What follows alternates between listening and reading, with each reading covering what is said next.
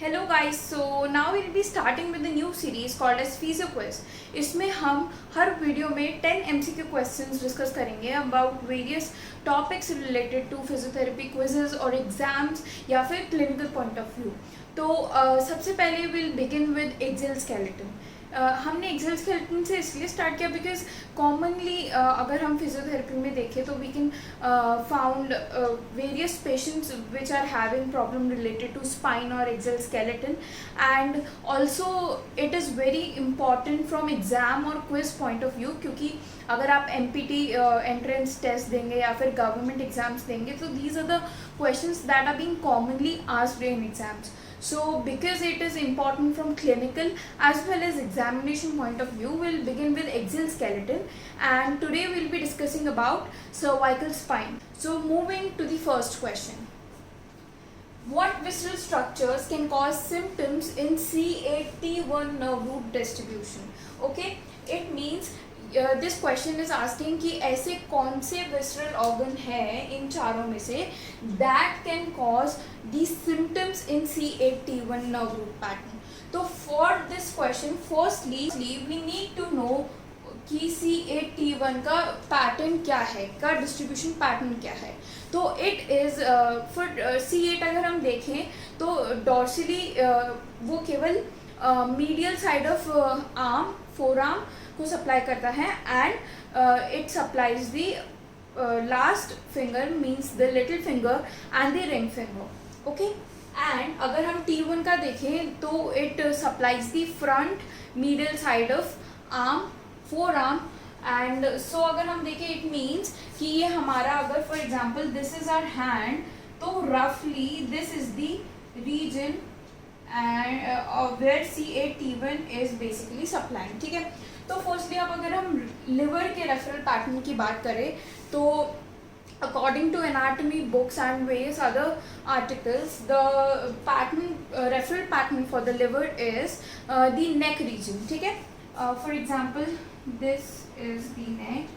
तो लिवर जो है यहाँ पे tip of the shoulder plus the neck region, and जो एरिया लिवर का होता है वहाँ पर लिवर का रेफर्ड पैटर्न होता है. ठीक है, अगर हम स्प्लीन की बात करें तो स्प्लीन का जो रेफर्ड पैटर्न है it is the area where the spleen is located, मतलब कि लेफ्ट चेस्ट में. Okay, so the referred pattern of spleen is somewhere here. Okay, अगर T4 सिंड्रोम की बात करें तो इसमें एंड C8T1 के रेफर पैटर्न में बहुत कम डिफरेंस है. ठीक है, T4 का जो होता है, for example this is our forearm, तो T4 जहाँ से ओरिजिनेट होती है उस लाइन में plus the whole forearm is involve in T4 syndrome referral pattern. ठीक है, एंड फॉर दी हार्ट अगर हम देखें तो हार्ट के लिए जो रेफरल पैटर्न होता है it is from the shoulder till the arm majorly, और ये medial side of arm majorly. ठीक है, tip of the shoulder, medial side of arm, and it also can involve this pattern which is C8T1 nerve root pattern. Okay, so the answer for this question is heart. अब हम clinically patients में differentiate कैसे करेंगे, will ask the patient की उनका pen कैसा है. अगर स्क्वीजिंग, डीप डल एकिंग पेन है तो that can be of the heart, and अगर टिंगलिंग नम पेन है या फिर टिंगलिंग है या फिर प्रिक्स एंड निडल सेंसेशन है तो this will be of C8T1 nerve root pattern. Okay, so we are done with first question. Moving on to the second one. Which test is not a part of cluster of tests used to rule out cervical radiculopathy? You must be aware of what is cervical radiculopathy. It is just the cluster of symptoms due to the pathology in the cervical spine that are being referred to the shoulder या फिर arm या फिर forearm. ठीक है, सो ये question पूछ रहा है कि इन सब टेस्ट में से ऐसे कौन सा टेस्ट है जो कि हम सर्वाइकल रेडिकुलोपैथी के लिए यूज़ नहीं करते हैं. ठीक है, तो we all know the Spurling test which is use to diagnose any kind of cervical radiculopathy या फिर सर्वाइकल स्पाइन में कोई भी प्रॉब्लम है जिस वजह से कि सिम्टम्स रेडिएट डाउन हो रहे हैं into the shoulder, four arm या फिर हैंड. ठीक है, तो स्पर्लिंग टेस्ट में व्हाट वी डू इज़ हम 3 पोजीशंस में एक्सेल कंप्रेशन देते हैं. अगर ये सिम्टम्स को एग्जैजरेट करता है, मतलब टिंगलिंग सेंसेशंस या फिर पेरेस्थीसिया नमनेस को एग्जैजरेट करता है तो the test is positive. So we know कि this can be used to diagnose cervical radiculopathy. Distraction test is also used for the same. इसमें क्या होता है, हम एक ट्रैक्शन लगाते हैं cervical spine पे, एंड अगर पेशेंट की टिंगलिंग और पेरिस्थेटिक और नम सेंसेशंस जो होते हैं वो एलिमिनेट हो जाते हैं, या फिर पेशेंट बोलता है कि वो सिम्टम्स चले गए हैं, तो the distraction test is positive. मतलब कि ये भी हम सर्वाइकल रेडिकुलोपैथी के लिए यूज़ कर सकते हैं. ULTT तो हमें पता ही है कि we use it for the diagnosis of कौन सी नर्व इफेक्टेड है, आइदर मीडियन, मस्कुलोक्यूटेनियस, रेडियल और अल्नार नर्व. ठीक है, तो ULTT भी सर्वाइकल रेडिकुलोपैथी के लिए डायग्नोस होता है, के लिए यूज होता है. अब active rotation test less than 45 degree is the test जो कि हमें बताता है कि C1 C2 जॉइंट इन्वॉल्व है कि नहीं. इसमें हम पेशेंट को बोलते हैं एक्टिव रोटेशन करने को दोनों साइड में से जिस भी साइड का C1 C2 अफेक्टेड होगा उसमें जो रोटेशन है that will be less than 45 degree. मतलब हाफ रेंज ऑफ रोटेशन या तो कवर कर ली या उससे कम है, तो पॉसिबिलिटी है कि C1 C2 is being affected. तो ये रेडिकुलोपैथी के लिए यूज नहीं आ रहा, but definitely it is a test for the cervical spine. So this was about the second question. Now moving on to the next one. So now moving on to the third question. It says maximum amount of rotation in cervical spine occurs in. मतलब कि ये question पूछ रहा है कि कौन से level of cervical spine में सबसे ज़्यादा रोटेशन ऑब्जर्व होता है. तो अगर हम बात करें C0 C1, that is the joint between the occiput and the atlas, मतलब एटलांटो ऑक्सिपिटल जॉइंट. तो इसका जो सुपीरियर फेसीट होता है that is elliptical in shape. मतलब कि जो ट्रांसवर्स डायमीटर है it is very much less than the longitudinal diameter. ठीक है, तो क्योंकि ट्रांसवर्स डायमीटर बहुत छोटा है तो उसको इतना स्पेस नहीं मिलता कि it can rotate either to the left और राइट साइड. ठीक है, सो जो C0 C1 पे रोटेशन होता है दैट इज नेग्लिजिबल, मतलब कि इट इज़ एब्सेंट. तो ऑब्वियसली ये ऑप्शन हट गया.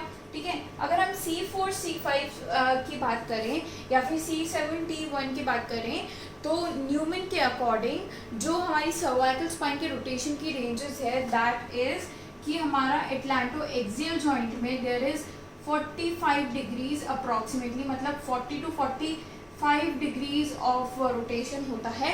और अगर हम बात करें बाकी बची हुई सर्वाइकल स्पाइन का, तो इट इज़ ऑल्सो 45 डिग्री. मतलब कि C3 to C7 की अगर हम बात करें तो रोटेशन की रेंजेस 45 डिग्री और 40 to 45 डिग्री अप्रॉक्सीमेटली. ठीक है, तो जो टोटल 90 डिग्री ऑफ रोटेशन होता है उसमें से आधा is done by C1 C2, जिसके बारे में हमने अभी बात भी की थी कि active rotation test less than 45 degree अगर पॉजिटिव आता है तो मतलब this joint can be involve, क्योंकि सबसे ज़्यादा रोटेशन इसी जॉइंट पे होता है अकॉर्डिंग टू न्यूमन. तो आंसर क्या हुआ, C1 C2. Okay, moving on to the next question that is Lhermitte sign is a indicator of.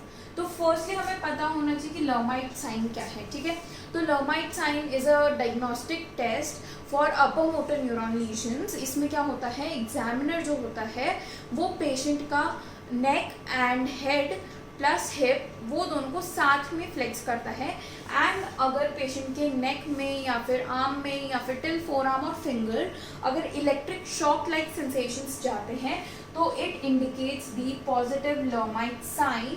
और ये कहता है कि अगर electric shock like sensations are present it means it is a indicative of dural irritation और meningeal irritation. ठीक है, तो ड्यूरल और मेनिंजल इरिटेशन जो होती है that is found in upper motor neuron lesions और मेनिंजाइटिस. ठीक है, so the answer for this is meningitis, because pancreatitis का जो रेफर्ड पेन होता है that is around that region only. तो ये आंसर हट गया. सर्वाइकल स्पॉन्डाइलोलिस्थेसिस एंड रेडिकुलोपैथी क्यों नहीं हुआ, बिकॉज इन दोनों में इट डिपेंड्स. अगर सर्वाइकल स्पॉन्डाइलोलिस्थेसिस कम ग्रेड का है तो डेफिनेटली मस्कुलर स्ट्रेन के सिम्टम्स आएंगे या फिर एकिंग पेन होगा या फिर there can be radiation of pain अगर डिस्क या फिर नर्व इन्वॉल्व है तो. एंड रेडिकुलोपैथी के सिम्टम्स के बारे में हमने डिस्कस भी किया था. ठीक है, so these options are not also included in the answer. Lhermitte sign is the diagnostic test for the meningitis or any upper motor neuron lesion. Moving on to the next question, Klippel-Feil syndrome usually occurs at. So firstly discussing about what is Klippel-Feil syndrome. It is the syndrome जिसमें कि abnormal fusion of the vertebrae हो जाता है, ठीक है. मतलब अगर कोई भी vertebral body, 2 or more vertebral bodies, if they fuse together, then it is called as Klippel-Feil syndrome. ठीक है. It is named after 2 scientists, Klippel and Feil. तो अगर हम बात करें it usually occurs at which level, तो इन scientist ने अपने 3 टाइप्स ऑफ Klippel-Feil सिंड्रोम बताए थे, जिसमें उन्होंने कहा था कि जो टाइप 1 होता है that only involves the upper cervical spine, that only involves the upper cervical spine, that is C0 to C2, and जो टाइप 2 होता है वो लोअर सर्वाइकल स्पाइन के साथ साथ में थोरैसिक वर्टेब्रेज को भी इन्वॉल्व कर सकता है, जिसमें कि हम ये मान सकते हैं, ठीक है. जो टाइप 3 होता है वो उन्होंने बताया था कि लंबर, थोरैसिक और सर्वाइकल तीनों स्पाइन में if there is a fusion then this is called as type 3 which is very rare, ठीक है. एक और साइंटिस्ट थे क्लार्क, जिन्होंने ये बताया कि जो उन्होंने भी 3 डिफरेंट टाइप्स ऑफ KFS बताए थे. उन्होंने जीन डोमिनेंस के हिसाब से बताया था. तो उन्होंने बताया कि जो KFS टाइप 2 होता है that is autosomal dominant and it is more commonly found in C2, C3, ठीक है, because these two are very prone to the genetic mutation in cervical spine, ठीक है. So उन्होंने ये बात कही थी कि this is the most prone level for having Klippel-Feil syndrome, and कई बुक्स कहती है C3 to C5 because this is said कि लोअर सर्वाइकल स्पाइन में या फिर मिड सर्वाइकल स्पाइन में Klippel-Feil syndrome is commonly found. तो this is the common answer. This can also be the common answer. But according to studies, it is found that C2, C3 is the level at which it is commonly observed. Moving on to the 6th question. It says कि upper cross syndrome में which of the following muscles are weak, ठीक है.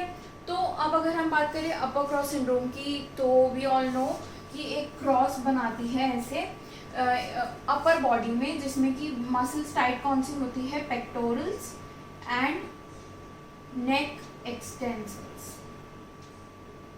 ठीक है. And the weak muscles are deep neck flexors and the rhomboids, ठीक है. तो हम देख सकते हैं रोम्बॉइड्स चारों ऑप्शन में, डीप नेक फ्लेक्सर्स 2 ऑप्शन में, तो ये वाला ऑप्शन एंड ये तो वैसे गए, ठीक है. अब हमें इन दोनों में से चूज करना है कि which muscle is weak, upper traps और सेरेटस एंटीरियर. सो अगर हम बात करें अपर क्रॉस सिंड्रोम की, तो नॉर्मली जो फॉरवर्ड हेड पोस्चर होता है it is associated with rounding of shoulders, and अगर राउंडनिंग ऑफ शोल्डर्स हो जाती है तो हमारी स्कैपुला की जो पोजीशन है इट बिकम्स प्रोट्रैक्टेड और अबडक्टेड, ओके. तो अगर स्कैपुला अबडक्टेड है, जो कि हमारा सेरेटस एंटीरियर का काम भी होता है for the abduction of scapula, तो वो क्या होता है, डिसयूज एट्रोफी में चली जाती है because of the bad posture. तो डिसयूज एट्रोफी में जाने की वजह से इट गेट वीक, एंड जो हमारी अपर ट्रैप्स हो जाती है it gets tightened up. So the answer for this is rhomboid, serratus anterior and deep neck flexors, which will cause the forward head posture and the upper cross syndrome and winging of scapula and altered scapulohumeral. Moving on to the 7th question. It says pain and referred symptoms are decreased or relieved by placing hand on the top of the head of affected side. So this is a test, and this question asks, this test is called as. तो अभी हमने लर्माइट sign की बात की, तो हमें पता है Lhermitte sign is the shock like sensation into the hand जब एग्जामिनर पैसिवली फ्लेक्स करते हैं, तो डेफिनेटली लर्माइट साइन तो नहीं है. डिस्ट्रैक्शन टेस्ट की भी हमने बात की कि it is for the cervical radiculopathy, तो ये भी आंसर नहीं है, ठीक है. Bakody sign is the answer for the question because it says the same thing, ठीक है. Roos sign is for the thoracic outlet syndrome, so this is also not the answer for the question. Now अगर हम बात करें कि Bakody sign जो होता है it is at which level, तो नेक्स्ट क्वेश्चन यही पूछ रहा है कि Bakody sign indicates the problem at which of the following cervical levels. तो the answer for this question is C4 and C5, ठीक है. अब ऐसा इसलिए because it is the transition from the mid cervical spine to the lower cervical spine, ठीक है. तो क्या होता है, जैसे ही पेशेंट आर्म अबडक्ट करता है तो जो लोअर सर्वाइकल स्पाइन होती है उस पर जो लोड आ रहा होता है दैट इज डिक्रीज, ठीक है. एंड जो transition from the mid cervical to the lower cervical spine होता है, तो this is majorly relieved. Pressure जो होता है वो उस लेवल पे सबसे ज़्यादा रिलीव होता है जैसे ही पेशेंट अपना आर्म अबडक्ट करके अपने हेड पर रखता है, ठीक है। सो this is the answer for this question. Now moving on to the second last question for the day, that is drop attack is the main characteristic of which pathology, ठीक है। तो firstly we need to know what is drop attack. तो drop attack क्या होता है, falling without fainting, एकदम से ज़मीन पे गिर जाता है अगर कोई इंसान, तो that is a drop attack, ठीक है। तो अगर हम सर्वाइकल माइलोपैथी की बात करें तो इट इज़ द कंडीशन जिसमें कि स्पाइनल कॉर्ड कंप्रेशन हो जाता है एट द सर्वाइकल लेवल। तो जब सर्वाइकल लेवल पे स्पाइनल कॉर्ड पूरी तरीके से कंप्रेस हो जाती है तो पूरी ओवरऑल बॉडी में जो सिम्टम्स कॉज करती है, फॉर एग्जांपल गेट में ऑल्टरेशंस, डीप टेंडन रिफ्लेक्स में ऑल्टरेशन, सेंसरी रिफ्लेक्सेस में alterations, muscle weaknesses and various other problems, तो जो कि हमारी स्पाइनल कॉर्ड कंट्रोल करती है, वो सब हमें सर्वाइकल माइलोपैथी में दिखते हैं। So drop attack is definitely not the symptom for this because हमारा ब्रेन इन्वॉल्व नहीं है, ठीक है। Cervical spondylosis is just the normal degeneration of the vertebrae, तो उसकी वजह से हम ड्रॉप अटैक्स जो है वो अज्यूम नहीं कर सकते बिकॉज इसमें there is no involvement of either decrease blood supply और समथिंग लाइक दैट, ठीक है। अगर हम इंटरवर्टिब्रल डिस्क हर्निएशन की बात करते हैं तो it will cause nerve symptoms but definitely not drop attacks because ये भी ब्लड सप्लाई को इतना इफेक्ट नहीं करेगी। जो वर्टिब्रो-बेसिलर इनसफिशिएंसी है that is the answer for this question because जो ये कंडीशन है इट मीन्स कि या तो वर्टिब्रल आर्टरी या फिर बेसिलर आर्टरी में there is a decrease blood supply, जिस वजह से ब्रेन को जो ब्लड सप्लाई जा रहा है that is reduced, which can definitely cause drop attacks, that is fainting without falling। और various other symptoms भी आते हैं जैसे कि bluish appearance and all, so we'll discuss about these symptoms in future videos। Now talking about the last question, that is uncovertebral joint restriction is indicated by limitation of which of the following, ठीक है। तो firstly we need to know what is uncovertebral joint. ये जो uncovertebral joint है it is present from the C3 to C7, मतलब कि cervical spine में present होता है and it is present in this way, like these are the joints of Luschka और uncovertebral joint जो कि पोस्टेरोलेटरली प्रेजेंट होते हैं, ठीक है। अब ये जो जॉइंट का रेस्ट्रिक्शन है ये हमें केवल और केवल साइड फ्लेक्शन रेस्ट्रिक्टेड होगा तब पता पड़ेगा, ठीक है। साइड फ्लेक्शन भले ही कोई सी भी पोजीशन में हो, फ्लेक्शन, एक्सटेंशन या फिर न्यूट्रल, इसमें अगर रेस्ट्रिक्शन है तो there can be a pathology in uncovertebral joint because flexion भी होता है तो ऐसा कभी नहीं होता कि uncovertebral joint are in contact, ठीक है। बट साइड फ्लेक्शन होते ही इसके जो अनकोवर्टेबल जॉइंट में अगर पैथोलॉजी है तो it can result in early contact with the vertebrae, ठीक है।